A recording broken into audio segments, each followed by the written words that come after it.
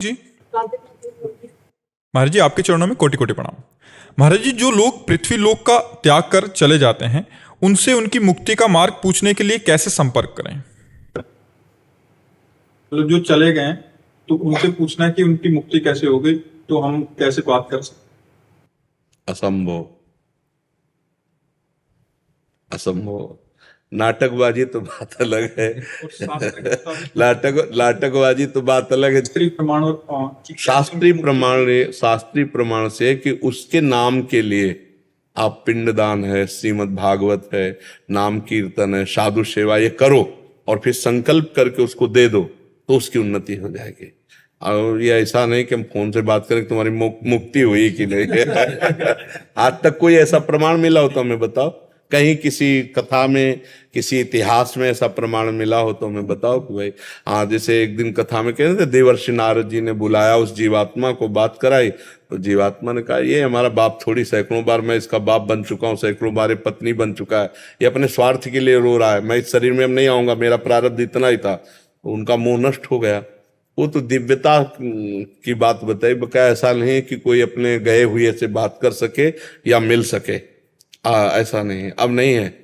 आप देखो, महाराज जी, मरने के बाद दोनों नरक में या स्वर्ग में मिल सकते हैं? नहीं, कोई पहचान नहीं रहती, कोई पहचान नहीं। यहाँ ऐसा नहीं कि आप भी नरक जाएंगे तो आपको पहचानेंगे वो हमारे दादा हैं, ऐसा नहीं आएगा। वो बहुत पुण्यात्मा पुरुष, जैसे युधिष्ठिर आदि महापुरुष जो भगवत तेज से संपन्न है, वो बात भले नहीं तो सबको विस्मृति हो जाती है।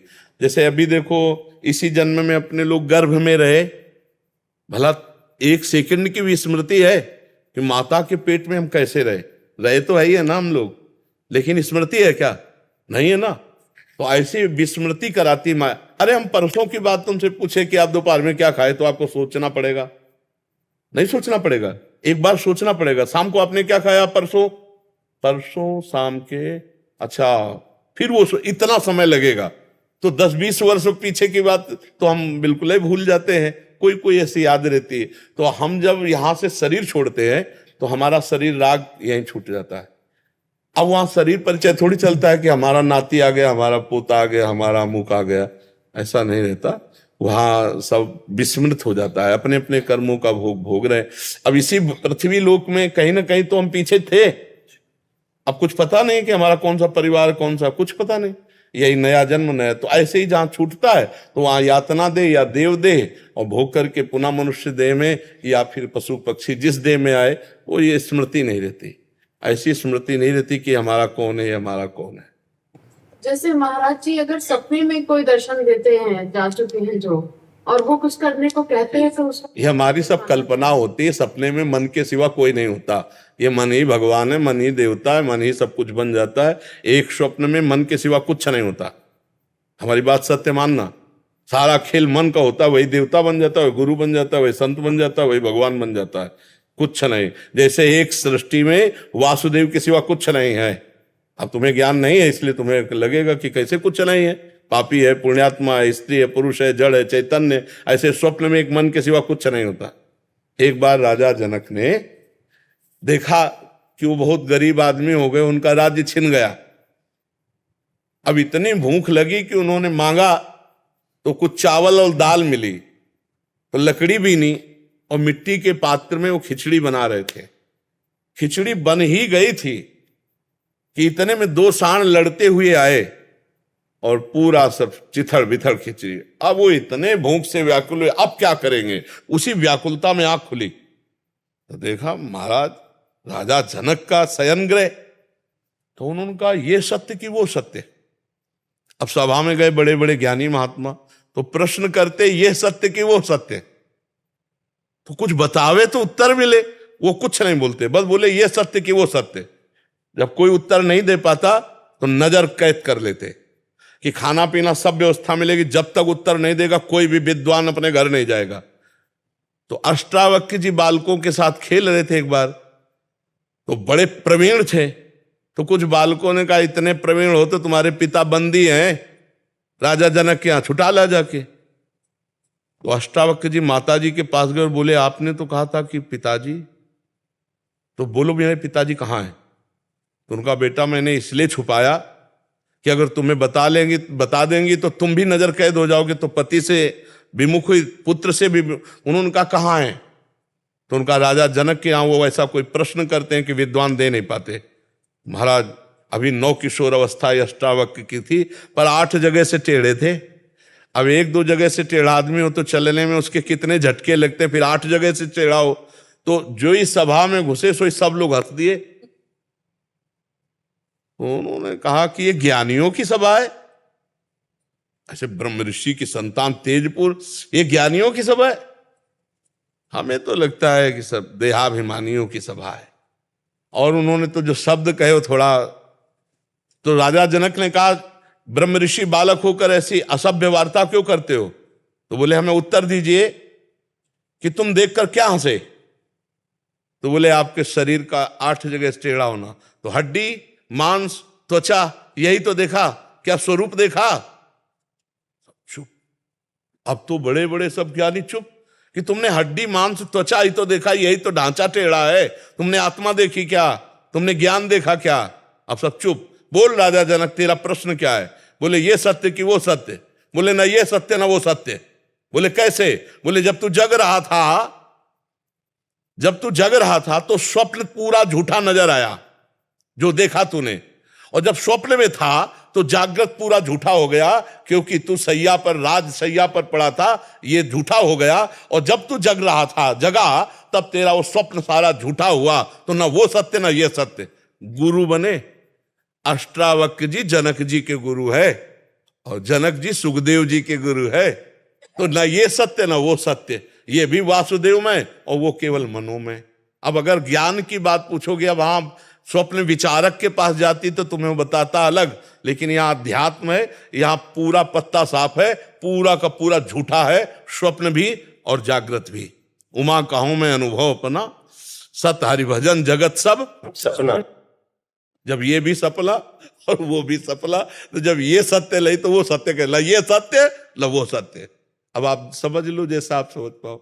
महाराज जी, ये जो 15 दिन के अंदर क्या करना चाहिए जैसे मोक्ष प्राप्ति चलती रहे, 15 दिन में क्या फॉलो करने चाहिए? ये जो पितर के हैं, हाँ, इसमें खूब नाम जप करना चाहिए, और अपने उपरोहित के अनुसार पिंडदान की पद्धति जो होती है वो जरूर करना चाहिए।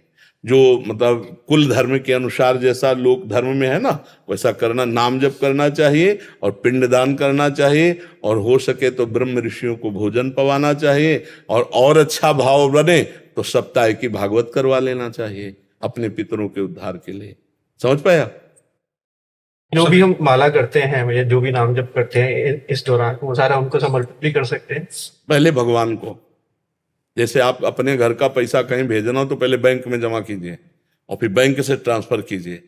ऐसे ही पहला अपना जो भी पुण्य है वो श्री भगवान को समर्पित कीजिए, फिर प्रार्थना कीजिए। तो वो जीव जहां होगा, तुम्हें तो पता नहीं ना, भगवान को पता है, वो वहां उसे भेज देंगे। आपका पुण्य जाते ही उसकी उन्नति शुरू हो जाएगी। वो जिस योनि में होगा, जहां होगा, उसकी व्यवस्था, जैसे जेल में भी हो ना, और आप पैसा भेजिए और सुविधा भेजिए तो उसकी सुविधा बढ़ जाएगी। तो ऐसे वो जीव अपने कर्मानुसार चाहे नरक गया हो, अब आप जो भी भजन भेजेंगे तो ही उसके नरक से उद्धार हो जाएगा, क्योंकि भजन पहले भगवान को, भगवान फिर उसका कल्याण कर देंगे। तो जो भी हम नाम जप करें पहले श्री कृष्ण को दें और उनसे प्रार्थना करें तो वहां पहुंच जाएगा। कृष्णदेव जी अयोध्या जी से। बुद्धदेव भगवान, राधे राधे। महाराज जी आपके चरणों में प्रणाम। महाराज जी, मेरे घर के बगल में एक छोटा सा शिवालय है जिसकी मैं सेवा करता हूँ। महाराज जी, घर परिवार में किसी की मृत्यु हो जाती है तो 10-15 दिनों के लिए शिवालय में पूजा पाठ का कार्य बंद करना पड़ता है, जिससे साधक का मन विचलित रहता है। साधक उचित नहीं, अगर देवालय है तो बंद नहीं करते हैं हम। जैसे अपने घर में कोई शरीर पूरा हो जाता है तो अपने जैसे घर में ठाकुर जी विराजमान हैं या बगल में शिवालय है या कोई देवालय है, तो हमारी जो नित्य पूजा है वो नहीं बंद होती है। अगर वो बंद कर दे तो फिर उनको विराजमान करने का मतलब क्या रहा? अपने घर का बालक हो तो उसको कहाँ दे दोगे? अगर तुम्हारे घर में कोई पधार जाए तो उसको पवाओगे ना, उसको रोको। तो ऐसे ही हमारी जिम्मेवारी बनती है कि जो भगवान के श्री विग्रह हैं हम उनको स्नान कराएं, उनको भोग लगाएं। अब ऐसा नहीं कि 15 दिन के लिए ताला लग गया मंदिर में, ऐसा नहीं है। मैं उद्देश्य सेवा नहीं कर पाता। माता पिता कहते हैं कि मृत्यु हो गई, अब जाना नहीं है। नहीं, कल भी शायद कल परसों भी यही प्रश्न आया था। ऐसे प्रश्न आते हैं, लोक व्यवहार लोग नहीं समझते हैं, लोग नहीं मानते हैं। लोग की बात अलग है, लेकिन आप जब से आपको गुरुदेव माने हैं तब से आपका ही सत्संग वहाँ चलाते हैं, बाजा है वहाँ पर आपका सत्संग। और तो सेवा सेवा बंद न करो, फिर मान लो हमारी बात, सेवा चलाओ, ठाकुर सेवा। संसार से यहाँ तो मरण जीवन लगा ही रहेगा। अब मान लो कोई मरा तो 15 दिन बंद हो, कोई जन्मा तो 15 दिन बंद। अगर बड़ा परिवार हो तो मरता जन्मता रहे तो ठाकुर मंदिर में ताला ही लग जाए। फिर ऐसा नहीं, ठाकुर सेवा करो। भगवान, इसीलिए हमारा भी दीक्षा भी नहीं हुआ। गुरुदेव भगवान को अभी तक गुरु मान के पूजा कर रहा था, अभी करता हूँ। आपको गुरु भगवान मान के कर रहा हूँ। आप बोले श्याम सदाशिव जपो, राधा वल्लभ श्री हरिवंश जप। गुरुदेव अभी तक मैं राधा वल्लभ श्री हरिवंश सब जप रहा हूँ। बढ़िया है। ओम नमः शिवाय जपता था गुरुदेव। नहीं, बिना गुरु प्रदत्त मंत्र नहीं जपा जाता। जी जपो नाम और ठाकुर जी की सेवा भी करो। जी। कोई मरे या जन्मे वाला अलग बात है, तुम ठाकुर सेवा करो, ठीक है, नाम जप करो। ऐसा श्याम जीवनी शरण जी, राधा वल्लभ श्री हरिवंश। श्री हरिवंश, राधे राधे महाराज जी, आपके चरणों में कोटि कोटि प्रणाम। महाराज जी, मेरा प्रश्न यह है कि मेरा मन किसी चीज में एकाग्र नहीं हो पाता। जब मैं नाम जप करता हूं तो मेरा मन होता है कि मैं 84 जी का पाठ करूं, पर जब मैं 84 जी का पाठ करता हूं तो मेरा मन करता है कि मैं कीर्तन करूं। महाराज जी, अब मैं क्या करूं, मेरे को कुछ समझ नहीं आता। इसीलिए एक नियम बनाए जाते हैं कि हमको इतना पाठ करना है, पाठ के समय पाठ ही करना है, जप के समय जप ही करना है, सेवा के समय सेवा ही करना है। वो नियम बनाया जाता है। नियम से मन को रोका जा सकता है, बिना नियम के नहीं। अरे तो अभी कह रहा है कीर्तन करना है, अभी कह रहा पाठ करना है, फिर ये कहेगा हमें भोग करना है, हमको ये खाना है, हमको वो भोगना है, हमको वो देखना है, वो सुनना है। ये कोई ईमानदार थोड़ी है, ये तो बेईमान है। अभी अपवित्र मन का मतलब होता है बेईमान सलाहकार, और बेईमान जिसका सलाहकार हो उसकी मालिक की कैसी दुर्गति होगी, खुद अनुमान लगा लो। तो हम लोग फंस गए बेईमान सलाहकार में। ये हमारा मन बेईमान सलाहकार है, इसको ईमानदार बनाना होगा। इसको नाम जप करके, भगवद आश्रित से, भगवत लीला कथा सुन के, सत्संग करके इसको कठोरता पूर्वक सही मार्ग में लाना पड़ेगा। नहीं, इसकी दशा क्या है, आप ईमानदारी से देखो। ये तो नाम जपने बैठोगे तो गंदी बातें चलाएगा, पूरी रील चला देगा वो तो ये बेईमान है कि नहीं। हमारा सहयोग नहीं कर रहा भजन में, अच्छी बात में सहयोग नहीं करता, और बुरी बात में 3 घंटे फिल्म देख लो, कहीं चला जाए तो हमें बताना। 3 घंटे मनोनुकूल फिल्म हो तो आप 3 घंटे फिल्म देख लो, कहीं मन नहीं जाएगा, उसी में बिल्कुल लगा रहेगा। कितना बेईमान है। हम 3 घंटे नाम कीर्तन करना चाहे तो नहीं लगेगा, भजन करना चाहे नहीं लगेगा, सत्कार्य में नहीं लगेगा, बुरे कार्य में पूरी रात भर नाच हो रहा हो तुम्हारे मनोनुकूल, पूरी रात भर कहीं नहीं जाएगा। और रात भर बैठकर एक दिन भजन करो, फिर देखो क्या हालत कर देगा तुम्हारी। भजन से कितना आपको निगेटिव परमाणु से युक्त करेगा मन। आप भजन तो शुरू करो। तो ये बेईमान सलाहकार है, इसको एक बार ठीक करना पड़ेगा, और ये ठीक होगा। गलत सलाह की बात आप इसकी ना मानो। इतना अलर्ट होगा तभी नाम जप वाला साधक अलर्ट रहता है। ये गलत सलाह मिनटों में पेश करता है। भोगे हुए भोगे को पुनः भोगने की इच्छा, तृष्णा, सुने हुए भोग को भोगने की तृष्णा, देखे हुए भोग भोगने की कामना, ये कामना, वासना, तृष्णा ऐसा बहुत दलिद्दुर है, बहुत मलिन है, बहुत बेईमान है। इस पर विश्वास नहीं किया जा सकता, ये कभी भी कुछ भी कहीं भी। तो इसको नियम में बांधा जाए। इतने माला नाम जप करना, तो जब नाम जप का समय तो हम नाम ही जप करेंगे। ये चाहे लाख हमसे कहे कीर्तन करो तो हम नहीं करेंगे, हम नाम जप ही करेंगे। पाठ के समय पाठ करेंगे, सत्संग सुनने के समय सत्संग सुनेंगे। जो हमारा दिनचर्या है उसको पक्की बनानी चाहिए, तभी नियम में बांध सकते हो, अन्यथा मन बहुत चंचल है। और सबसे ज्यादा बढ़िया नियम है उठते बैठते चलते फिरते खाते पीते हर समय राधा राधा राधा राधा। बहुत जल्दी ठीक हो जाओगे, बहुत जल्दी ठीक हो जाएगा मन। अगर इसको इस नियम में बांध पाओ कि चलते फिरते उठते बैठते खाते पीते सोते जागते जो सब राधा राधा राधा राधा, बहुत जल्दी ठीक हो जाओगे। ये खाई हुई दवा है, ये जो हम बता रहे हैं ना, ये अपने की हुई अपनी खाई हुई दवा है। बहुत आनंद। एक होता पढ़ा लिखा बात बोलना, एक होता अपने अनुभव की बात बोलना। हमारा जीवन में लक्ष्य यही रहा है कि 1 मिनट भी हम भजन न छोड़ें। उठते बैठते चलते फिरते हर समय नाम का चिंतन, नाम का चिंतन। तो उसी का जो लाभ आप लोग ले रहे हो, वो उसी का लाभ ले रहे हो। तो मन को वश में करना है तो नाम नाम नाम चलाओ, उठते बैठते चलते फिरते। ये पागल मन जहां पवित्र हुआ, देखो इसका सहयोग भी होता है। अगर ये सहयोग ना देता तो आप यहाँ आके नहीं बैठ सकते, और बैठ करके भी लाभ नहीं ले सकते अगर वो सहयोग ना दे, क्योंकि उसी से लाभ मिलता है। अब मन ना लगे ना तो तुम्हारे कान होते हुए भी तुम यहाँ बात नहीं सुन पाओगे, हम निकल जाएगी ऊपर से। और मन लगा के सुनो तो एक एक बात पकड़ के ले जाओगे कि आज की चर्चा में ये बात हुई, ये बात हुई। तो हमें मन का सपोर्ट बहुत आवश्यक है। ऐसा नहीं कि मन के बिना हम कुछ कर सकते हैं, नहीं, मन को जरूरी। अब इसको अपने पक्ष में लाना कठिन है। इसके पक्ष में तो सब लगे हुए हैं, मन के गुलाम तो सब हैं। मन को अपना गुलाम बना ले वही महात्मा है, चाहे पैंट शर्ट में हो, चाहे धोती कुर्ता में हो, और चाहे लाल पीले में हो। मन को चेला बना ले वही सच्चा गुरु, मन को जो गुलाम बना ले वही बादशाह। और मन का जो गुलाम है वो उसको घटिया आदमी, कुछ भी करवा सकता है। मन कुछ भी करवा सकता है, बहुत गंदा, बहुत गंदा। जहां सोच भी नहीं जानी चाहिए वहां क्रिया करवा रहा है। ऐसे मन को फिर नरक भोगना पड़ता है। तब फितरा इमाम बोलता है, मन की सलाह को आप पहले जांचिए, जो सलाह ठीक है उसमें दस्तखत कर दीजिए, जो गलत है उसको लाख प्रकार से धिक्कारिए। ऐसा नहीं हो सकता। और नाम जप कीजिए, अभी मन आ जाएगा धीरे धीरे आपके कब्जे में। हम लोगों को जन्म जन्म से मन ने अपने गुलामी में रखा है, जो चाहा है वो करवा लिया है। अब आज हम थोड़ा सत्संग में सावधान हो रहे हैं तो अब वो हमको, जैसे नहीं दुश्मन के अधीन रहे हो, फिर दुश्मन को पता चले कि हमको अधीन करना चाहता तो पूरी ताकत लगा देगा। तो जो ही भजन में बैठो सो गंदी बात ये वो सब फेंकेगा, दुनिया की बातें उसी समय फेंकेगा। तो उस बेईमान की बात को जांच करो, जो सही हो तो टिक लगा दो, हाँ मान गए। गलत है नहीं, बिल्कुल नहीं मानेंगे। राधा राधा राधा राधा, वो फिर पेश करेगा, नहीं मानेंगे। 1000 बार पेश करे, नहीं मानना, जीत जाओगे आप।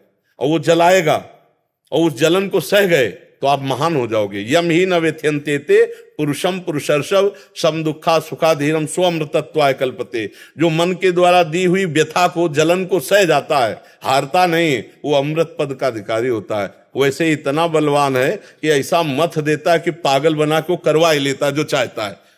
पर जो नाम जापक है वही बच सकता है, दूसरा नहीं। जो भजन करने वाला है वो इस व्यथा को सह जाता है और मन की गंदी आज्ञा पर वो ना लगा देता है, नहीं, स्वीकृति नहीं देता है।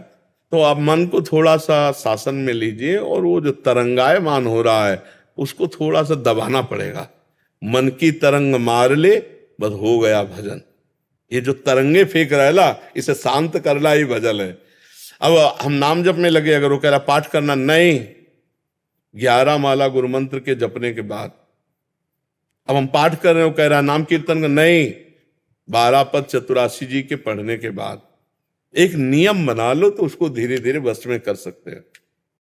मैं वाराणसी से आया हूँ महाराज जी, वाराणसी से आया हूँ। आप काशी जी जी, ललिता घाट पर रहता हूँ महाराज। महाराज जी थे हमारे, भारती जी महाराज जी, गुरु महाराज जी थे। 109 वर्ष में शरीर शांत हुआ अभी 4 महीना पहले महाराज जी, उनका सेवा करता था मैं। अहो भाग्य, जो संत गुरुजनों की सेवा का सौभाग्य, अहो भाग्य। उसी से देहाभिमान नष्ट होता है। बड़े बड़े साधन पद्धति करने पर भी देहाभिमान गलित नहीं होता, पर गुरुजनों की सेवा से देहाभिमान गलित हो जाता है।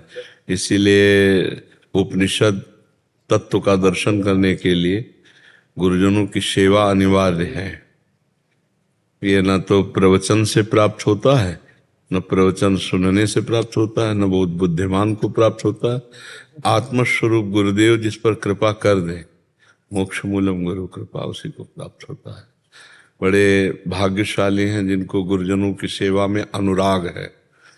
करना पड़ता है, एक होता है ऐसा, और एक होता है कि हमारा जीवन है, गुरुजनों की सेवा ही हमारा जीवन है। तो एक बार आद्य गुरु भगवान शंकराचार्य जी की श्रीअंग सेवा में, क्या त्रोटकाचार्य जी सेवा में रहते थे। तो एक दिन किसी श्लोक की व्याख्या करने के लिए प्रार्थना की आद्य गुरु शंकराचार्य जी से।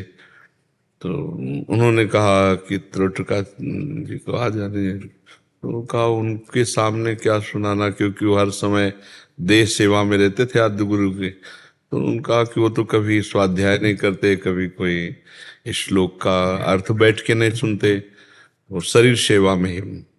तो उनका गुरु सेवा को तुम लघु समझते हो?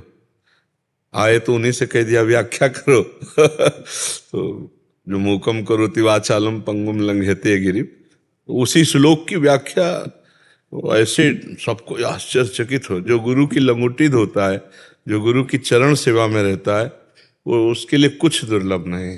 पर ये बहुत सौभाग्यशाली जन होते हैं जो दैन्य भाव से गुरु सेवा में अपने आप को समर्पित कर दे, तो बोध भी हो जाएगा और भगवत प्रेम भी हो जाएगा। गुरु साक्षात परब्रह्म है, बस परब्रह्म भावना से उनकी सेवा बन जाए तो सेवा से ही बड़ा दुर्लभ ज्ञान प्राप्त होता है। जो काम क्रोध पर विजय प्राप्त करना है बहुत कठिन है, नहीं, देह भाव को छोड़ पाना बहुत कठिन है, पर गुरु कृपा से सब सहज सरल हो जाता है। पूज्यपाद उड़िया बाबा जी महाराज बड़े महापुरुष हुए, उनका बहुत प्रयास करने पर भी जब विकारों पर विजय प्राप्त नहीं हुई, तब गुरु कृपा ही एक आश्रय मिला जिससे निर्विकार स्थिति जागृत हो गई। जो गुरु सेवक है वो निर्विकार हो जाए, यदि वो सुसुख वांछा का त्याग कर सके। गुरुपद पंकज सेवा तीसरी भक्ति अमान्य। तो बहुत सुंदर है, गुरु सेवा ही सब कुछ है। अंबर गुप्ता जी जबलपुर से। राधा वल्लभ श्री हरिवंश महाराज जी आपके चरणों में कोटि कोटि प्रणाम। गुरुदेव, गीता में श्री कृष्ण ने अर्जुन के सारे सवालों के जवाब दिए, परंतु अंत में अर्जुन ने जब श्री कृष्ण से बोला कि मेरे प्रश्नों की सीमाओं से भी परे जो है वो अपनी इच्छाओं से आप हमें बताएं, तब श्री कृष्ण जी ने बोला कि मेरा अंतिम उपदेश केवल इतना ही है कि मैंने अभी तक तुम्हें जो भी ज्ञान, कर्म अथवा योग आदि की शिक्षा दी है वे सब भूल जाओ और सब पूजा की विधियों को, सभी साधनाओं को और समस्त धर्म को भुलाकर केवल मेरी शरण में आ जाओ। नहीं, ऐसा तो नहीं कहा कि सब भूल जाओ, ऐसा नहीं कहा है। भगवान ने आखिरी बात यह कि सर्वधर्मान परित्यज्य मामेकम शरणम व्रज, क्योंकि सब धर्मों के पालन से ही हरि आश्रय प्राप्त होता है। धर्म का जब पालन किया जाता है तो उसकी हृदय की पवित्रता वो भगवान का आश्रय लेती। जब अंतःकरण शुद्ध होता है तो भगवान का आश्रय लेता है, और भगवान का आश्रय लेना ही संचित कर्म को भस्म कर देना है, प्रारब्ध को भोगने की सामर्थ्य आ जाना है, और क्रियमाण को निष्फल कर देना है। ये भगवान कहा है कि हम तो हम स्वर पापेभ्यो मोक्ष श्यामि मां शुचा। अगर हम ऐसी बातें करेंगे तो भ्रामक अर्थ हो जाएगा। ऐसा बच्चा कहाँ आएगा? तो फिर बच्चा ऐसे शब्द बोलोगे ना, और ऐसे शब्द जो जिनको ज्ञान नहीं है ना, तो ऐसे शास्त्रों का अनर्थ बोलते रहते हैं, जिससे भ्रामक ज्ञान फैलता रहता है, वो अज्ञान ही होता है और कल्याण नहीं हो पाता। इसीलिए गीता है, भागवत है, उपनिषद है, गुरुजनों के चरणों में बैठ के उनकी सेवा करके सुना जाता है। तब गुरुजन जो अनुभवजन्य बोलते हैं वो अर्थ में थोड़ी लिखा होता है, वो तो उनके हृदय से निकलता है। गीता का शब्दार्थ अलग है, भावार्थ अलग है, और रहस्यार्थ अलग है, उसको गुरुजन बताते हैं। इसलिए हमारे यहाँ बड़े सिद्ध महापुरुष हैं भगवत रसिक जी, उनका प्रथम सुने भागवत भक्त मुख भगवत बानी। भगवत बाणी गीता और श्रीमद् भागवत आज ये किसी ऋषि से सुने, महात्मा से सुने, भक्त से सुने, तब उसका अनुभव होता है। जैसे आप बोल गए ना, तो ये बहुत गलत इसका प्रभाव पड़ जाता, तो ऐसे नहीं बोला जाता। भगवान धर्म स्वरूप है और धर्म का पालन करने का फल है भगवान से प्रेम। जैसे गोस्वामी तुलसीदास जी कह रहे, सो सब धर्म करम जरि जाऊ, जहाँ ना राम पद पंकज भाऊ। वो धर्म कर्म में आग लग जाए जो भगवान से प्रेम ना प्रकट करे। धर्म कर्म का फल है भगवान से प्रेम हो जाना। समस्त धर्मों की पूर्णता सावै पुंसाम परो धर्मो ये तो भक्ति अधोक्षजे। भगवान श्री कृष्ण के चरणों में प्रीति हो जाए, यही समस्त धर्म का फल है, परम धर्म। तो भगवान ने जो गीता जी का वो भूलने के लिए नहीं कहा है। अगर आप कहोगे सब जो मैंने उपदेश किया सब भूल जाओ, अरे बच्चा, एक एक श्लोक भगवत प्राप्ति कराने वाला है। पूरी गीता सुनने के बाद अर्जुन ने यही कहा, नष्टो मोहा, भूलना नहीं कहा, स्मृति लब्ध्वा, स्मृति जागृत हो गई, शुद्ध स्मृति। जो ईश्वर जीव का संबंध है शुद्ध स्मृति, जो जीव भगवान का स्वरूप है शुद्ध स्मृति, जो प्रभु की भक्ति का निरंतर तैल धारावत अखंड स्मरण है शुद्ध स्मृति। बहुत से अर्थ स्मृति के हो जाते हैं। तो अर्जुन जी को विस्मृति नहीं हुई, स्मृति प्राप्त हुई, मोह का नाश हुआ। नष्टो मोहा स्मृति लब्धा त्वत्प्रसादान में आच्युता। बच्चा, जो भगवान कह रहे सर्वधर्मान परित्यज्य, तो पहले रुको, पहले सब धर्मों का त्यागी और धर्मात्मा होना चाहिए। धर्म का त्याग तो तब होगा ना जब धर्म को धारण करेगा। तो इसका मतलब वो अधर्म का त्याग पहले ही कर चुका है। सर्वधर्मान परित्यज्य, सब धर्मों का त्याग कौन करेगा? जो धर्म धारण किए होगा। तभी 100 रुपये का त्याग कीजिए, तो आपके पास जेब में है ना 100 रुपया, तभी तो त्याग की बात कही जाएगी। तो अर्जुन में सब धर्म विराजमान है। अर्जुन ज्ञान स्वरूप भगवान नर के अवतार हैं, उनमें वैराग्य भी है, उनमें ज्ञान भी है, उनमें तप भी है। अभी युद्ध क्षेत्र के पहले भारी तप करके महादेव जी का साक्षात दर्शन किया और पिनाक पाणी भगवान शिव से उनका दिव्यस्त्र प्राप्त किया। सदैव स्वर्ग गए, देवराज इंद्र के आधे सिंहासन पर विराजमान हुए और उर्वशी जैसी अप्सरा के आकर्षण में भी वो विजयी रहे, कामयुक्त नहीं हुए। अर्जुन अपूर्ण थोड़ी है, अर्जुन पूर्ण धर्म का। भगवान कह रहे हैं बस मेरी तरफ देख, मेरे आश्रित हो जा, तेरा सारा काम हो चुका है। मेरे में तन में मन मना भो मद भक्तो माध्याजी माम नमस्करो। बस मेरे में मन लगा दे।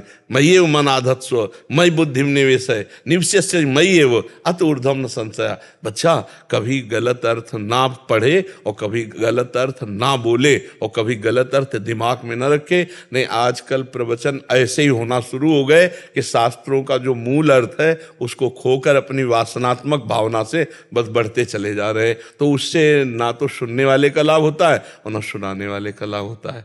बात समझ में आई? हर्ष जी। कथा वल्लभ श्री हरिवंश। गुरुदेव, आपके चरणों में कोटि कोटि प्रणाम। गुरुदेव भगवान, प्रतिकूल परिस्थितियों में भी नाम जप तो करता हूं, पर श्री जी के प्रति पूर्ण समर्पण या पूर्ण विश्वास नहीं हो पाता, जिसके कारण मन में चिंता या विचारात्मक भय उत्पन्न हो जाता है। ऐसे में श्री जी पर पूर्ण विश्वास की श्री जी जब बहुकाल करिय सतसंगा, तब ही हो ही सब संशय भंगा। बहुत काल तक यदि भगवत दृढ़ विश्वास, भगवत प्रेमी, भगवत ज्ञान युक्त महात्मा का संग किया जाए तो यह विश्वास, अश्रद्धा, संशय और विपरीत भावना ये सब नष्ट हो जाएगी। बच्चा, बहुत काल सत्संग की आवश्यकता है। जब हम खूब सत्संग करेंगे तब, और नाम जप साथ में, साधन को हरिभजन है के सत्संग सहाय। यदि नाम जप हम खूब करें और सत्संग सुनते रहे और सदाचरण करें तो हमारे अंदर का अज्ञान नष्ट हो जाएगा। प्रतिकूलता बच्चा किसे कहते हैं? प्रतिकूलता मानी हुई मन की बात है। कोई प्रतिकूलता की सत्ता है क्या? अनुकूलता प्रतिकूलता की सत्ता है क्या? ये असत वृत्तियां हैं। भगवान इन्हीं को कह रहे, मात्रा स्पर्शास्तु कौन्ते शीतोष्ण सुख दुखदा आगमा पाइनो अनित्यास। ये आने जाने वाली वृत्ति। प्रतिकूलता टिकती है क्या? जो टिकती नहीं है उसका क्या आदर करना? अनुकूलता टिकती है क्या? नहीं। और हम सत्य हैं, त्रिकाल सत्य हैं, और हमारे प्रभु सत्य हैं, त्रिकाल सत्य हैं। अनुकूलता प्रतिकूलता तो आने जाने वाली है, जैसे दिन रात, जैसे गर्मी सर्दी, जैसे मान अपमान, ऐसे अनुकूलता प्रतिकूलता। तो तास्तितिक्षु भारत, इनको सहो भगवान करे, इनको सहो। थोड़ा भय लगता है। किस बात से भय लगता है? देह भाव में हो इसलिए भय लगता है। भगवद अंश हो तुम। नैनम छिन्नन्ते शस्त्राणि नैनम धाति पावका न चैनम क्लेदेन्त्यापो न शोष्यति मारता। अरे उठ, भगवान का बच्चा है तो कह रहा भयभीत हो रहे। अरे उठ, ऐसे निर्भय बन, कोई तुम्हें परास्त नहीं। इसका नाश होगा। परम सत्य है ये, इसको नहीं बचा सकता कोई। जब भगवान अवतार लेते हैं तो चिदानंद में देह तुम्हारी, फिर भी अंतर्धान लीला करते हैं ना, तो ये मरेगा। जब ये मरेगा तो 100 बार तो नहीं मरना, एक बार मरना है। उस दिन के लिए हम क्या चिंता करें?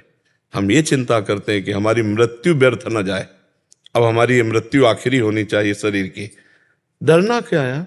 मृत्यु एक स्वप्न है।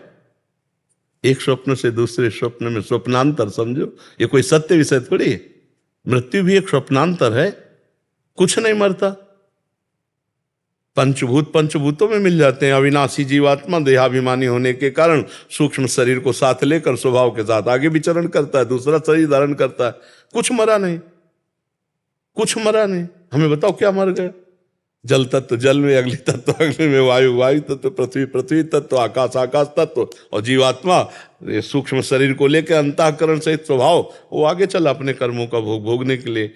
कुछ नहीं मरता। भाई यही ज्ञान हो जाए तो जीव अभी जीवन मुक्त हो जाए, क्योंकि जीवन मुक्त है। जीवन मुक्त अवस्था किसी साधना से नहीं प्राप्त होती। विचार के द्वारा जो बंधन नहीं है उसे स्वीकार कर लिया, और अभी जो बंधन हमें है उसे स्वीकार कर लिया, इसीलिए फंस गए। देह के संबंधी इंद्रियों के भोगराग और देह संबंधी रिश्ते नाते, यही बंधन, इनको स्वीकार कर लिया। अस्वीकार कर दो तो अभी मुक्त हो। पर यह स्वीकृति बहुत पवित्र हृदय में होती है। इसीलिए जो साधन चतुष्टय है वो बताया गया है कि साधक साधन चतुष्टय से युक्त हो, तब उसके अंदर है सामुमुक्षता जागृत होगी तो शुद्ध ज्ञान होने लगेगा, वो भी महात्माओं के संग से। जो वास्तविक भगवत मार्ग के अनुयायी हैं, भगवत मार्ग में चल रहे हैं या तो भगवत प्राप्त हैं, उन्हीं के संग से काम बनेगा। हाँ, साधारण धर्मों का उपदेश करना और फिर उससे अपनी वासनाओं की पूर्ति करना वो एक अलग उपदेश है। लेकिन ये जो जैसे आप कह रहे हैं, तो भगवत प्राप्ति के मार्ग में चलने के लिए विशुद्ध भगवत मार्ग का पथिक मिले, भगवत प्रेमी महात्मा मिले, ये भगवान की कृपा से मिलता है। जब द्रवहि दीन दयालु राघो तो साधु संगति पाइए। जब रघुनाथ जी कृपा करते हैं तो अपने निज जनों का संग दे देते हैं। तभी तो कहा गया तात स्वर्ग अपवर्ग सुख धरी तुलाए कंग तुलनताय सकल मिल जो सुख लव सत्संग। मतलब मोक्ष सुख को भी सत्संग के आगे फीका रखा गया। तो है कुछ सत्संग में ऐसा जो मोक्ष प्रदान करने वाले भगवान शिव भी हंस रूप धारण करके काकभुषुंडी जी के यहाँ कथा सुन ले जाते हैं। भगवान विविध रूप धारण करके ब्रज लीला में देखो, राम लीला में देखो, वो रसास्वादन करते हैं। तो इसलिए हमें लगता है कि सत्संग किया जाए और नाम जप किया जाए, अपने आचरण पवित्र रखे जाए, तो कोई प्रश्न नहीं करना पड़ेगा, अपने आप सब समाधान हो जाएगा। और खूब प्रश्न उत्तर हो, आचरण गलत हो, भगवत चिंतन ना हो, तो वो केवल प्रश्न ही प्रश्न। अच्छा, प्रश्न का बच्चा अंत है क्या? क्यों ऐसा? फिर क्यों? भगवान ने क्यों ऐसा किया? भाई क्यों का तो समाधान नहीं है। अगर आपका दिमाग प्रश्न ही वाचक है तो हर बात में प्रश्न ही वाचक लगता जाएगा, तो समाधान उसका नहीं। और वास्तविक समाधान पाना है तो अनन्यस चिंतयन्तो माम, भगवान ने पूरा समाधान दे दिया। अनन्यस चिंतयन्तो माम ये जनाः परिपासते तेषाम नित्याभियुक्तानाम योगक्षेमम माम। योग कहते हैं जो प्राप्त है और हमें और प्राप्त करना है, तो उसको प्राप्त कराना, अप्राप्ति की प्राप्ति कराना योग। और जो हमें प्राप्त है और उसकी रक्षा करना क्षेम। जो हमें प्राप्त है, जितना ज्ञान प्राप्त है उसकी रक्षा करना क्षेम, और जितना प्राप्त है और अभी और प्राप्त करना है वो प्राप्त कराना भगवान की जिम्मेवारी। बस आप तो केवल अनन्यस चिंतयन्तो माम, भगवान आपकी शरण में हूँ, आपके सिवा हमारा कोई नहीं, आप हमारे गुरु हो, आप हमारे माता हो, आप हमारे पिता हो, और खूब नाम जप करो, देखो ज्ञान प्रकाशित हो जाएगा। पढ़ा लिखा ज्ञान बच्चा एक अलग होता है और एक हृदय का जो ज्ञान होता है एक अलग होता है। ठीक है? हाँ। ब्रिजेश प्रभाकर जी, राधा वल्लभ श्री हरिवंश, परम पूज्य संत भगवान, आपके चरणों में सादर प्रणाम। गुरुदेव, सत्कर्म और भक्ति में श्रेष्ठ क्या है? गृहस्थ में जीवन व्यतीत करते हुए, परिवार व समाज में सत्कर्म करते हुए यदि भक्ति उपासना अधिक ना हो। किसका है सत्कर्म? किसे कहते हैं? सत्कर्म माने सही आचरण करते हुए निजी और सामाजिक जीवन में जीवन गुरु जी। नहीं, सत्य किसे कहते हैं? सत मतलब सत्य। सत्य कौन है? सत्य परमेश्वर। परमेश्वर मतलब जो परमेश्वर की भावना से युक्त होकर कर्म किया जाता है उसे सत्कर्म कहते हैं। और जो शरीर और इंद्रियों और मन के अनुसार किया जाता है उसे असत कर्म कहते हैं। कहीं ऐसा तो नहीं कि आप केवल अपने परिवार का पोषण, अपनी इंद्रियों का पोषण को ही सत्कर्म मान रहे हैं? गुरुदेव भगवान, जैसे मन कर्म वचन, तो मन में तो कई बार हो सकता है कि गलत भाव आ जाए, लेकिन कर्म और वचन से हमेशा सत्य करने की कोशिश कर रहा हूँ और करता रहूंगा। तो मन से अगर कोई अपराध बनता है, अगर मन, उसका तो कोई चिंता मत करो। कलयुग का एक प्रताप है कि मानसिक पाप नहीं लगता। कलिकर एक पुनीत प्रतापा, मानस पुण्य होए और नहीं पापा। गोस्वामी तुलसीदास जी ने भी लिखा है। और कलयुग में मानसिक अगर गलत चिंतन हो तो उसका दंड नहीं मिलता। हाँ, पर शारीरिक और वाणी से ये हमें सावधान रहना है और हर कर्म भगवान को समर्पित करना है और भगवान का नाम जप करना है। ये करना ही है, अनिवार्य ही है, तभी आपका सत्कर्म माना जाएगा। अर्जुन को युद्ध करने के साथ कह रहे मामनिस्मर, तभी वो सत्कर्म होगा। जो धर्मयुक्त युद्ध है उसमें विपक्ष को पराजय दिखाना, नाम जप करते हुए युद्ध करने के लिए कहा। मामनिस्मर युद्ध च, अगर भजन नहीं करते हो तो हम उसे सत्कर्म नहीं मानते हैं। अगर उसे भगवत भावना से युक्त नहीं करते हो तो हम उसे सत्कर्म नहीं मानते हैं। सत्य भगवान का स्वरूप है। हर कार्य भगवान के भावना में करना, भगवान नाम जप करना, भगवान को समर्पित करना, इसे सत्कर्म कहते हैं। और यही सत्कर्म भक्ति है, यही सत्कर्म भक्ति है। भक्ति का स्वरूप हम लोगों ने मान रखा है कि अगरबत्ती जलाना, पूजा करना, ऐसा करना ही केवल भक्ति। भक्ति का एक अंग है, संपूर्ण भक्ति का अंग है। जैसे आपने कहा मैं मन और वचन और कर्म से भगवान को समर्पित हूं। मन में अगर कोई असत वासना आती है तो हम उसे क्रिया में नहीं आने देते हैं। ये एक अच्छे साधक का वचन है। पर वो कर किसके लिए रहा है? उद्देश्य क्या है उसका? भगवान को प्रसन्न करना, भगवान को प्राप्त करना, तभी सत्कर्म माना जाएगा। अगर वो भगवत भाव से युक्त नहीं है, भगवान नाम जप नहीं करता है, तो ऐसे कर्म करते हुए वो शुभ कर्म वाला स्वर्ग आदि लोग जाएगा, लेकिन भगवान को नहीं प्राप्त हो जाएगा। शुभ अशुभ दो ही तो कर्म होते हैं। तो वो जिसे सत्कर्म कह रहा है वो शुभ कर्म बन जाएगा, और जिसे शुभ कर्म समझा जा रहा है यदि वो भगवान को अर्पित कर दिया गया और भगवत भाव से युक्त है तो सत्कर्म बन जाएगा। सत्कर्म से भगवत प्राप्ति होती है। शुभ कर्म से यहां से ब्रह्मलोक तक जाना होगा, लेकिन फिर आना होगा। आप ब्रह्म भुवनान लोका पुनरावर्तिनो अर्जुन, यहां से लेके ब्रह्मलोक तक हम पुण्य के प्रभाव से सत्कर्म जिसे आप कह रहे हैं, अगर वो भगवत भाव युक्त नहीं है तो आप ब्रह्मलोक तक जा सकते हैं, लेकिन भगवत प्राप्ति नहीं हो सकती। और एक छोटा सा भी कर्म है और वो भगवत समर्पित है, वो भगवत प्राप्ति कराने में समर्थ हो जाएगा। तो भगवान नाम जप करते हुए भगवत भाव से अगर हम अपने परिवार को भगवान की देन मान करके, नाथ सकल संपदा तुम्हारी मैं सेवक समेत सुतनारी, ये हम प्राय हर एकांतिक में कहते हैं कि गृहस्थी में ये भाव आना जरूरी है कि हे प्रभु, ये पत्नी, ये पुत्र, ये परिवार आपका दिया हुआ है, मैं इन सब के सहित आपका सेवक हूं। मैं जो कार्य कर रहा हूं आपकी सेवा के निमित्त से कर रहा हूं। अगर पत्नी, पुत्र, परिवार को पढ़ाना लिखाना, उनकी कामनाओं की पूर्ति करना, उनको पहनाना, उड़ाना, खवाना, जितने भी कार्य नाथ ही मैं आपकी आज्ञा मान करके कर रहा हूं। आपने मुझे 4 लोगों का कर्तव्य दिया, परिवार का पालन पोषण, अब वो भगवत भाव से युक्त है और नाम जप कर रहा है, अब उसका हर कार्य सत्कर्म हो जाएगा, नहीं शुभ कर्म होगा और लोक लोकांतर की प्राप्ति होगी। हमारी बात समझे? इसीलिए हमने पहले आपसे पूछा कि सत्य किसे कहते हैं, बोले सत्य परमात्मा को कहते हैं।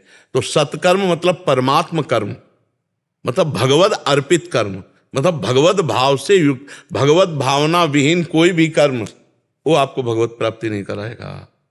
जैसे बड़ा गौदान, स्वर्णदान, कन्यादान, बड़े बड़े दान हैं, लेकिन वो भगवत भाव से नहीं किए गए तो आपने स्वयं किया तो उसका आपको फल मिलेगा शुभ कर्म का। और भगवत भाव से क्या होगा? तो दियम वस्तु गोविंदम तो भ्रमेव समर्पय, आपकी दी हुई वस्तु आपको दे रहा हूं, इसमें मेरा कुछ नहीं है, ये तो देनहार आप हैं और आप ही लेने वाले हैं। तो ये हमारे पास जो वस्तु थी वो इनकी धरोहर थी, जिनको दे रहे हैं वो आपका रूप है। अब वो सत्कर्म बन गया भगवत प्राप्ति वाला, और मैंने अपनी कमाई से इनको दान किया, ये पुण्य कर्म बना, इसका उसको फल प्राप्त होगा। तो ये बात समझना है। इसीलिए हम समझाना चाहते थे कि सत्कर्म क्या है और शुभ कर्म क्या है।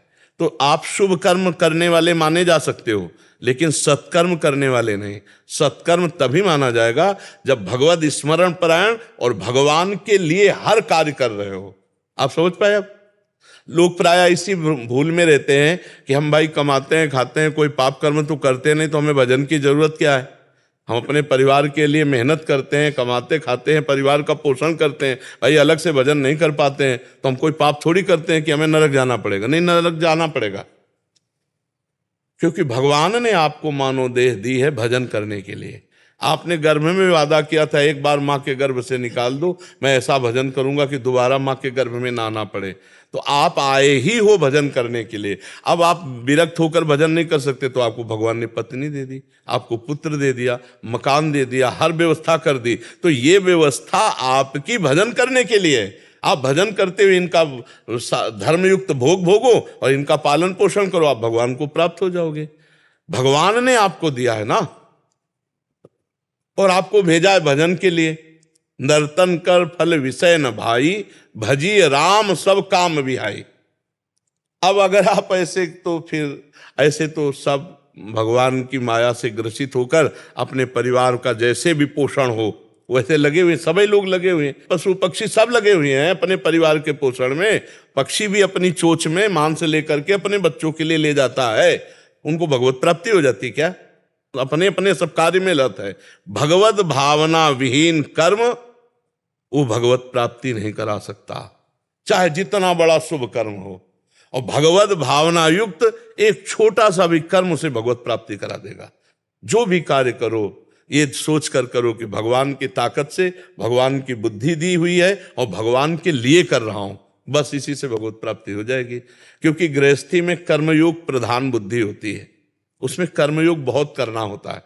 एक कार्य थोड़ी है, बच्चों को पढ़ाना लिखाना, पत्नी की कामना की पूर्ति करना, आए हुए अतिथि रिश्तेदार नातेदार, कितनी भी, और ये सब भजन बन जाएगा यदि हम भगवत भाव से युक्त हैं। पर कठिन है, भगवत भाव युक्त होना कठिन है। आप देखो ना कितना कठिन, हर समय भगवान की याद करना कितना कठिन है। आप देखो कि अगर हम कहें आपसे कि हर समय नाम चलाओ, तो सबसे ज्यादा कठिन कार्य यही है संसार में, भगवान का नाम जप करना। आप देख लो कितनी देर जपते हो। मुझे भगवान सुबह शाम संध्या करते समय, आरती करते समय भगवान का स्मरण रहता है। और अगर चलते फिरते उठते बैठते भी चलाओ तो क्या परेशानी? दिन की शुरुआत से लेके दिन की समापन तक जीवों के प्रति जैसे दयालुता का भाव, परोपकार का भाव, गौ सेवा का भाव, वो सब रहता है। लेकिन कई बार नाम नहीं चलता। नहीं, ये सब किसके लिए कर रहे हो? बस यही बात दिमाग में रखो। और जो समय आप ये नाम नहीं चल पाया, उस समय को भी समर्पित कर दो। जैसे मानो 8 से 12 बजे तक आपको नाम का ध्यान नहीं रहा, लेकिन आप सेवा में रहे, तो जब 12 बजे ध्यान आए तो नाम स्मरण किया, और हे भगवान 8 बजे से लेकर 12 बजे तक का ये समय जो था, वो जो संसार की सेवा में गया, ये आपका ही है। हे नाथ, ये समय मैं आपको समर्पित करता हूँ। यत करोषि, इस समर्पण से आपका भजन बढ़ने लगेगा, आप में दिव्यता आने लगेगी। तो आप शुरू करो समर्पण योग भगवान का। और बीच बीच में अगर आज से एक नियम ले लो, 5 मिनट में एक बार राधा बोलेंगे। आप इसका चमत्कार देख लेना, 5 मिनट में आराम से एक बार राधा बोलना है। कोई समस्या है इसमें? है? करके दिखाना। दिखाना। बहादुर, हर कामना की पूर्ति, इस लोक और परलोक में सब सुखों की प्राप्ति। एक बार 5 मिनट में राधा बोलो, बस एक बार राधा, 5 मिनट छुट्टी। 5वां मिनट अगला जाने ना पावे, मतलब आप 10 मिनट में 2 बार राधा बोलना है, तो इसमें 5 मिनट में इसमें और 5 मिनट में उसमें। मान लो 9 मिनट हो गए, आप एक बार राधा बोल दिए तो अगले 5 मिनट में हो गया ना। करके देखना और 1 महीने में हमें बताना कैसा लगा। आप 1 महीने में बताना कि कितना नाम आपसे अधिक से अधिक जप हो रहा है। क्योंकि हर 5 मिनट में लगेगा यार राधा बोलना, अगले वाले 5 मिनट में ये फ्री में राधा आ रहा है, राधा बोलना है। राधा बाबा को वादा किया है कि 5 मिनट में राधा बोलना है, तो आप इसको पकड़ लो, इससे बड़ा कोई सत्कर्म नहीं होगा।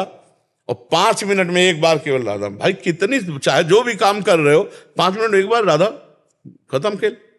5 मिनट के लिए छुट्टी करोगे ऐसा? बिल्कुल जरूर यार, आप सब लोग करके देखो एक बार, कोई पैसा तो लगता ले। 5 मिनट में एक बार राधा। अगर 24 घंटे राधा राधा चलवा दे तो बता ला। नहीं, एक बात दिमाग में बैठ जाएगी ना कि हमें 5 मिनट में राधा बोलना है, तो सैकड़ों बार राधा निकलेगा। अपने आप राधा निकलेगा सैकड़ों बार की, यार राधा बोलना 5 मिनट में राधा, 5 मिनट में राधा बोलना है, राधा राधा। आप देखना करना, हम आपको राधा राधा बोल दें, दो बार बोल दें। नहीं तो वो हम नहीं कर, नहीं फिर नहीं मानेंगे। ऐसा नहीं कि 24 घंटे का हम अभी पूरा हिसाब कर ले, हमको फंसाना है तुम्हें। हमारा कार्य है तुम्हारे मन को फंसाना कि भाई 5 मिनट में तो 1 घंटे का मैं बोल देता हूं। महाराज जी दिन में 288 बार 5 मिनट होता, 288 बार एक बार में कर ले। नहीं, तो हमारा मकसद तुम्हारे मन को फंसाना है कि वो हर 5 मिनट में डिस्टर्ब हो इस बात के लिए कि हर एक बार राधा बोलना है। ऐसे नहीं चल रहा, हमारा मतलब तुम्हें फंसाना। जो तुम, मेरा भाव ये था कि राधा राधा बोले, कह रहे 5 मिनट में राधा राधा बोल ले। ये तो बहुत बढ़िया बात है, ये तो बहुत बढ़िया। हम तो कहते हैं राधा राधा राधा राधा बोलो।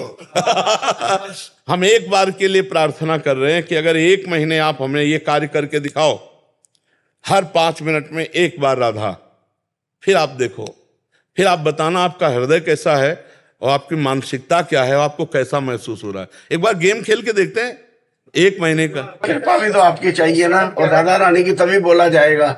नहीं, अगर कृपा ना होती तो आप हमारे पास आते नहीं। अच्छा, हम आपको बोलते नहीं, ये कृपा ही तो महारानी जी की। अगर आप मान लो तो आप देख लेना। संतों का जो चमत्कार है, संतों का जो पावर है, उनकी आज्ञा पर होता है, ध्यान रखना, उनके वचनों पर होता है। अगर उनके वचनों की अवहेलना कर दे तो फिर हाथ रखवा लो चाहे पैर छू लो, कुछ उससे लाभ नहीं मिलता। और उनकी वाणी का पालन कर लो तो आपको भगवत प्राप्ति, जो दुर्लभ बात है, वो प्राप्त हो जाएगी।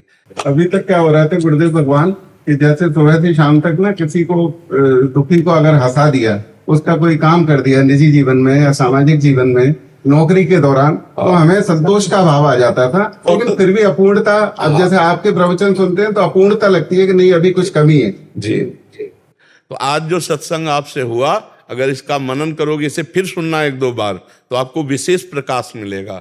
हम जैसे किसी दुखी को देख करके करते हैं तो वो ज्यादा लाभदायक नहीं है। हम अपने भगवान को देख कर करते हैं, और भगवान तो है ही सब में।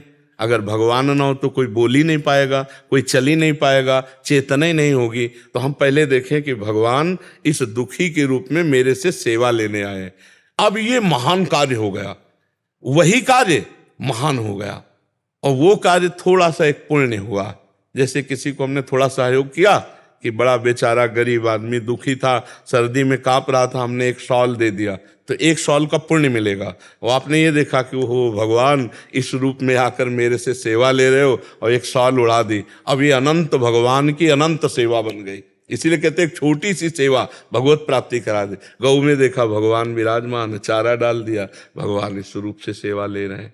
तो हम चराचर जगत को भगवत रूप मानकर यदि सेवा करें तो भगवत प्राप्ति निश्चित तो बहुत जल्दी ज्ञान का प्रकाश हो जाएगा। ये देखो, अपने लोग क्या होते हैं, अनुभव की बातें करते हैं। पढ़ी लिखी बात तो एक होता, उसे अनुभव करना जीवन में। तो ये अनुभव की बात तुम्हें कह रहे हैं कि जो भगवान ने शास्त्रों में कहा है कि ये तो सर्वाणि कर्माणि मयि सन्न्यस्य मत्परः, जो सर्व कर्म मेरे को समर्पित कर देता है। वो कैसे समर्पित करना है? पहले अपने को समर्पित करना है, फिर अपने कर्मों को समर्पित करना है कि हे नाथ, मैं आपका दास हूं, ये सब आपका है, और मैं आपकी ही वस्तु से आपको रिझाना चाहता हूं। तो चाहे वो कोई बीमार आ जाए, कोई दुखी आ जाए, कोई कैसी तरह पीड़ित आ जाए, तो हम पहले उसमें भगवत भावना करें। भगवान ये स्वांग करके हमको सेवा का अवसर दे रहे हैं तो भगवान ही, और उन्हीं की वस्तु से उनकी सेवा हो रही। तो अहंकार नहीं, और ये भगवत प्राप्ति का भगवत कर्म आपको परम पद प्रदान करेगा। और ऐसे अगर भगवत भाव विहीन है तो हम माना कि बड़े से बड़ा पुण्य है तो आपको ब्रह्म लोक तक ले जाएगा, फिर यहीं लाएगा, लेकिन वो भगवत प्राप्ति नहीं हो पाया। छोटा सा कर्म भगवत प्राप्ति करा देगा जो भगवत समर्पित है। भगवान तो कह रहे पत्र पुष्प फल फूल कुछ भी भाव से यदि दे दो तो हम उसे स्वीकार कर लेते हैं, और एक पत्र पुष्प भगवान को दिया हुआ वो भगवत प्राप्ति कराने में समर्थ है। एक पत्र पुष्प, ये है भगवान के लिए किया हुआ कर्म का महान फल। और ऐसे तो देखो, महाराज एक नृग हुए हैं, भागवत में कथा सुनी होगी, करोड़ों अरबों गौएं दान की, सोना चांदी से लाद करके, और क्या क्या सब जीवन भर, और एक अपराध बन गया तो गिरगिट बने जाके, गिरगिट रूप में, गिरदान के रूप में। और जिंदगी भर वैश्यागमन किया अजामिल ने, वो अंतिम समय बेटे के बहाने निकल गया नारायण, तो भगवान की प्राप्ति हो गई। इसीलिए नाम जप करो और सब कर्म भगवान को समर्पित करो। और आज एक नियम दिया है, 5 मिनट में एक बार राधा राधा। आपने 2 बार कहा कि अगर राधा राधा बोले तो बहुत बढ़िया बात है, हम एक बार कह रहे हैं कि तुम्हारा एक बार मन खिंचे हर 5 मिनट में राधा राधा, फिर आप देख लेना सबके लिए ना महाराज जी। अरे भाई, हम तो कह रहे हैं कि यहाँ तो 30-40 लोग बैठे हैं, इसको कई लोग सुनते हैं, तो हम सबसे हाथ जोड़कर प्रार्थना कर रहे हैं, जिन जिन के कान में शब्द पड़े, यदि वो श्रद्धा रखते हैं इस बात में, तो हर 5 मिनट में एक बार राधा नाम। और ऐसी कृपा भी करे गुरु महाराज कि आपका चिंतन कभी भूले नहीं। हाँ, ये श्री जी की कृपा है, लाडली जी की कृपा। महाराज जी जागने में हो जाएगा, सोते वक्त कैसे होगा फिर ये 5 मिनट का? बस तुम्हारी जागने तक की ड्यूटी है। होश में हो तब ड्यूटी है। अब आप सो गए या मूर्छित हो गए, फिर उसके ऊपर तो अधिकार है नहीं। होश में आने, होश में 5 मिनट में, ठीक है ना। सोने तक आप देख लेना, आपका सोना भी भजन हो जाएगा। जैसे आप सो रहे हो तो सोना भजन कैसे होता है, भगवान का एकदम एकाग्र चिंतन करते हुए, कि जैसे मानो मैं मृत्यु में जा रहा हूं, अब पता नहीं जगें कि न जगें। तो हे भगवान, आपकी शरण में है, राधा राधा राधा राधा राधा, और कब सो गए पता नहीं, और जब जगे तब फिर राधा राधा। तो जितना सो गए वो निद्रा समाधि स्थिति, वो आपका भजन ही माना जाएगा, ये भी भजन माना जाएगा। तभी कहा जाता है कि महात्मा लोग तो 24 घंटे भजन करते हैं। तो 24 घंटे का मतलब क्या होता है, वो हर समय भगवान को समर्पित रहते हैं। तो नहीं भी चल रहा है तो भी समर्पित है। जैसे हम माँ का कभी ध्यान नहीं करते, माँ का जप नहीं करते, अम्मा अपनी, लेकिन वो मेरी माँ है, कभी भूलते भी नहीं। जैसे इस शरीर का हम कभी ध्यान नहीं करते, कभी जप नहीं करते, लेकिन ये मैं वो भूलते भी नहीं ना। ऐसे जो एक भजन का तार ऐसे होता है, जैसे दिल धड़क रहा है, हम कोई धड़का रहे हैं क्या, ऐसे ही नाम चल रहा है, निरंतर अभ्यास हुआ ना, तो ऐसे नाम दिल की तरह जैसे धड़कन होती ना, राधा राधा, अब वो चल रहा है। हम आपसे बातचीत भी कर रहे हैं, हमारे दिमाग में छाया हुआ है राधा राधा, हमारे हृदय में। अब हम वो कह नहीं पा रहे राधा, लेकिन हमारे चल रहा है राधा राधा राधा राधा। अभ्यास योग युक्तेन चेतसा नान्यगामिन। चलो, तो बड़ा आनंद का विषय। अच्छा, इसमें घाटा कोई है नहीं, कोई पैसा नहीं है, फ्री एकदम। और आप इतना तो जानते हैं कि भगवान का नाम भाव को भाव न खालसहु, नाम जपत मंगल दिशि दशो, तुम्हारा मंगल परम मंगल होगा, इसमें बिल्कुल संशय नहीं है। आप जप के देखो, आज तक जिसने जपा है कभी किसी का मंगल नहीं हुआ। अच्छा, इसमें कुछ लगना नहीं है ना भाई, गेम खेलने में कोई कुछ पैसा लगना हो जाए कि भाई अगर हम फेल हो गए तो इतना पैसा मारा जाएगा, इसमें पैसा नहीं। और इस गेम में आनंद ही आनंद है। हाँ, जीत ही जीत है, आनंद ही आनंद है, इसलिए खूब नाम जप करो। इतना ध्यान करते हैं राधा रानी का, फिर इस शरीर को तकलीफ क्यों है? राधा रानी का ध्यान आज कर रहे हैं, और रचा गया था शरीर आज के 55-56 वर्ष पहले। तो जब रचा गया था तो पूर्व के पाप और पुण्य मिला के रख दिए गए थे। ये पॉलिसिस्ट किडनी है, जो माँ के गर्भ से ही इसका सृजन होता है। ये वंशानुगत रोग होते हैं ना, जैसे, तो वंशानुगत रोग हमारे जो ये किडनी है, ये ऐसा नहीं कि कोई इन्फेक्शन से बिगड़ी हो, ये वंशानुगत रोग है, पॉलिसिस्ट, जेनेटिक। हाँ, वो माता या पिता के परिवार के अंश से आता है। तो अब देखो, ऐसी माता के गर्भ से जन्मे जिसको ये रोग था, वही रोग हमारे आया। अब हम भजन कर रहे हैं, लेकिन निर्णय तो पहले हो चुका था ना, इस शरीर को ये कष्ट मिलेगा, इस शरीर को कष्ट मिलेगा। अब भजन का फल देखो कि दोनों किडनी फेल हैं, हर तरह की परेशानी है, लेकिन हर परेशानी में एक आनंद है। हाँ, बस ये केवल उनकी कृपा से, ये हमारे श्री जी के चरणों का आश्रय लेने का फल है कि ऐसी स्थिति में भी हम आपसे बातचीत कर रहे हैं, ऐसी स्थिति में हम बैठकर दिनचर्या कर रहे हैं। और ये इस शरीर के पूर्व पाप का फल है कि जो भोगना पड़ रहा है। जैसे भीष्म जी अखंड बाल ब्रह्मचारी, पर 6 महीना बाणों की सैया में, रामकृष्ण परमहंस जी ब्रह्मबोध संपन्न महापुरुष, पर कैंसर गले का था ना, ये शरीर को भोगना पड़ता है। हम लोग विचलित तो हो जाते हैं ना जी। हाँ, महान पुरुष, महान आत्मा, पर उसमें विचलित इसलिए नहीं होना कि भगवान का यही विधान होता है। भगवान का, अब जैसे हमारा आखिरी जन्म है, अपने को पता चल जाता है, तो अब जो भी हमारा हिसाब किताब वो सब बराबर कर दिया जाएगा। हम ये कह रहे हैं, वो लीला भी आ रही है क्योंकि अब जाना है और पूरा हिसाब बराबर होना है। तो कहो गलने लगे, कहीं से कीड़ा पड़ जाए, कहो और परेशानियां हो जाए, परेशानियां बढ़ जाएं, पर अब ये परेशानियों का अंत है। जन्म जन्मांतर की परेशानियों का अब अंत है। अच्छा, जैसे हम कह देते हैं कि अब हमारा आखिरी जन्म है, तो जब भोजन में पेट भर जाता है तो दूसरे से प्रमाण थोड़ी लिया जाता है। ऐसे हमारी छाती कहती है कि अब तुम्हारा काम हो गया तो अब हमको परेशानी नहीं है। अच्छा, काम ना हुआ, मान लो हमको यहाँ से 100 किलोमीटर जाना, हमारी गाड़ी बीच रास्ते में फेल हो जाए तो हाहाकार मच जाएगा कि नहीं। अच्छा, घर पहुंच गए और फिर पता चला गाड़ी जो है ब्लास्ट हो गई, अब क्या परेशानी। हम अपने घर आ चुके, हमारा काम हो चुका है।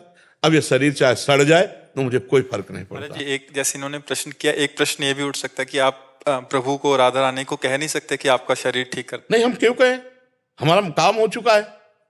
उनको काम कराना है तो आप देख रहे हो 18 साल से किडनी फेल हो, हम उपदेश कर रहे हैं। देखो, कई लोगों ने हमसे कहा कि किडनी बदला लो, तो हम प्रिया जो से कहते हैं, राधा रानी से, कि जब किडनी बदलाने पर अगर हम सही काम कर सकते हैं तो इन्हीं किडनी से क्यों ना करवाओ। आप तो कर तुम अन्यथा कर तुम हो, और वो करवा रहे हैं। ये हमारे शरीर का पूर्व प्रारब्ध है और ये हमारी लाडली जू की अपार कृपा है। और हम कह इसलिए नहीं सकते कि अब हमको आवश्यकता नहीं। अगर हम इस शरीर को प्यार करते तो वो हमें गति ही ना मिलती, और जब उस गति से प्यार किया तो शरीर से प्यार है नहीं। अब ये चाहे आज रखे चाहे 100 वर्ष रख दे, उनकी बात क्या है। अरे वो कहो ऐसी किडनी को 20 वर्ष और चला दें। हमारी तो आशा यही है महाराज जी, चलती रहे। अब हमारी तुम्हारी आशा से क्या होगा श्री जी की बात है, उनका विधान करेगा। हमारे अंदर ये नहीं आ सकता शरीर ठीक कर दो। जैसे आपके सामने 2000 रुपए नोट रखे जाएं ढेर सारे, तो अब आप लुभायमान होंगे क्या, क्योंकि 2000 चलते नहीं ना। तो ऐसे हम इस शरीर से अब लुभायमान नहीं। ये चाहे चिकना बने और चाहे काला हो जाए और चाहे सड़ जाए चाहे फूल जाए, इससे कोई मतलब नहीं। जब तक जान रहेगी इसमें तब तक हम आते रहेंगे, ऐसे बोलते रहेंगे, ऐसे दहाड़ते रहेंगे, और जब उनको बुलाना तो बुला ले, कोई बात नहीं। इससे हमारा प्यार नहीं है, ये हमारे प्यार का विषय नहीं है। हमारे प्यार का विषय हमारी लाडली जो है और आप सबकी सेवा है। अब वो जितना करवाना चाहे उन्हीं की सेवा से होगा। देखो, बड़े बड़े स्वस्थ शरीर 1 मिनट में नष्ट हो जाते हैं, भीषण बीमारी, और फिर भी 18 साल से हमारी दिनचर्या चल रही है। कम कृपा है क्या? दिनचर्या मान लो यही हम व्हील चेयर या बिस्तर में पड़े पड़े काटें, यही दशा काटें, तो एक वो जीवन है और एक ये जीवन है कि हम आ रहे हैं, जा रहे हैं, आपसे बात कर रहे हैं, प्रश्न उत्तर। अगर हम ना बताएं तो जल्दी कोई जानेगा नहीं कि हम किडनी फेलियर हैं। क्यों? ऐसा कुछ लक्षण दिखाई देता है बाहरी ज्यादा, थोड़ा बड़ा तो चेहरा वेरा तो फूला हल्का भले नजर आए। हम सब में सबसे ज्यादा फिट लग रहा है। तो जब हम जैसे चलते हैं ना, तो अब ढांचा ऐसा है, श्री जी का बल है, तो हम एकदम मस्ती में चलते। तो लोग कहते बाबा जी की किडनी के बार डायलिसिस हमारी हो गई थी, इन्फेक्शन हुआ था तो इतना कमजोर शरीर हो गया, हमको आप में कुछ कमी नहीं दिख रही। वो केवल भगवान का प्रताप, भगवान